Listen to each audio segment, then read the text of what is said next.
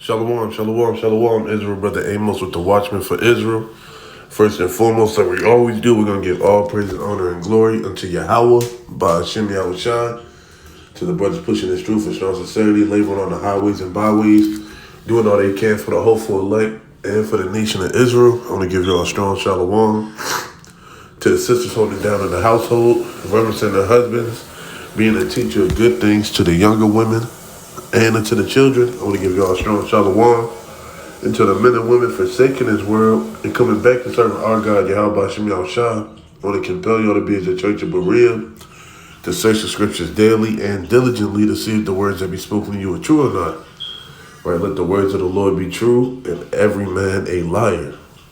Right? If it's not thus save the Lord, cast it behind you and pay it no attention. Right? So this is a quick cold cut going into treating your brother as you want to be treated, right? Not because they're in different congregations you show them a little less love, or because they're just coming to the truth you act like you're above them, right? You have to show Israel love in these last days, right? Because love is more reciprocated than animosity, anger, and hate.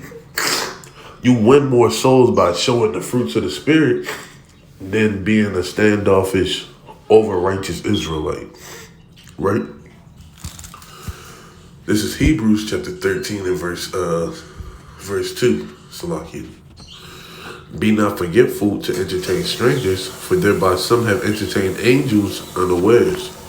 So, when it comes to dealing with people you're just meeting, right, whether they may be wearing fringes or not, elders, people who may not understand the truth, but they have a sincere spirit, you have to entertain them, right? Be polite, be courteous, right? Show them love, right? Be respectful. Don't disrespect them. Don't talk down on them, right? You got to show brotherly and sisterly love, because you never know. The Lord may have sent an angel unawares unto you to see how you're going to react and treat this person. Right, to see how you're going to respect somebody that you do not know. Because at the end of the day, we all have the same blood running through us because we come from the same forefathers. So we have to show them love. Right? And that's a huge problem in Israel. A lot of bickering, backbiting, beef, people arguing, people talking crazy to one another. We have to show love. Right? Let's go to Matthew chapter 7. Right, Matthew chapter 7, we're going to go to verse 12. Therefore, all things whatsoever ye would do, therefore all things whatsoever ye would that men should do to you, do ye even so to them, for this is the law and the prophets. Right, so whatever you want your brother to do to you, you should do the same unto them. If you want your brother to be polite, kind, loving, helpful, right? That's the same way you should treat your brother. Right? It's a two-way street. You give and you take. You can't half-ass a friendship and think that the friendship is going to last. Right? These things are done to help show Israel that we can move as a well-oiled machine. We can move on one accord and be more family-oriented than to be divided, right?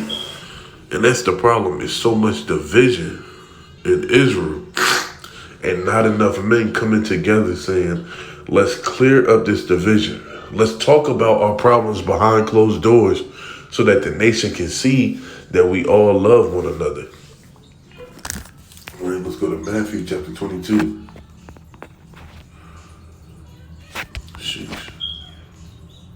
Matthew chapter 22 and verse 36. And it reads, Master, which is the great commandment in the law? Yahweh shall said unto him, that thou shalt love thy God with all thy heart, with all thy soul, with all thy mind. This is the first and great commandment. And the second is like unto it. thou shalt love thy neighbor as thyself. On these two commandments hang all the laws and the prophets. So you should love thy neighbor as thyself, right? I can't look at my fellow Israelites and hate them and have animosity and despise them and not want to be around them and call them this, call them that, right? It's not possible. This is how you truly fulfill all the laws and the prophets. Because if you go to the law is pretty much charity, right? You leave grapes, you don't glean the grapes that have dropped. Right, you leave some for the widows and the children that they may have something, and the fatherless. Right, this is all charity and love unto your neighbor, like Leviticus 19 and 17 says.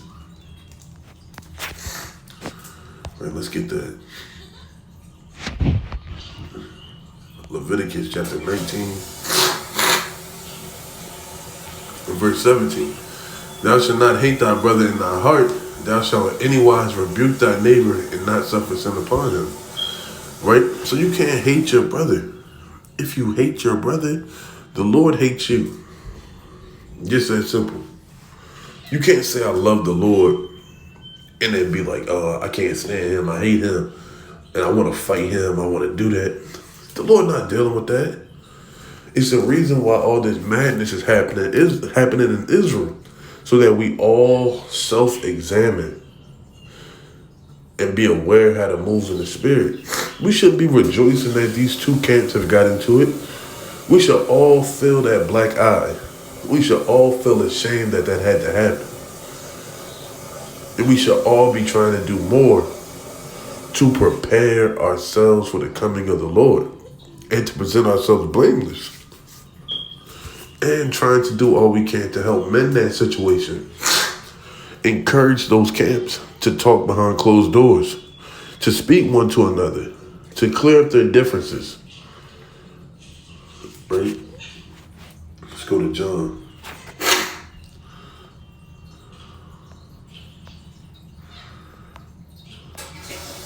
John.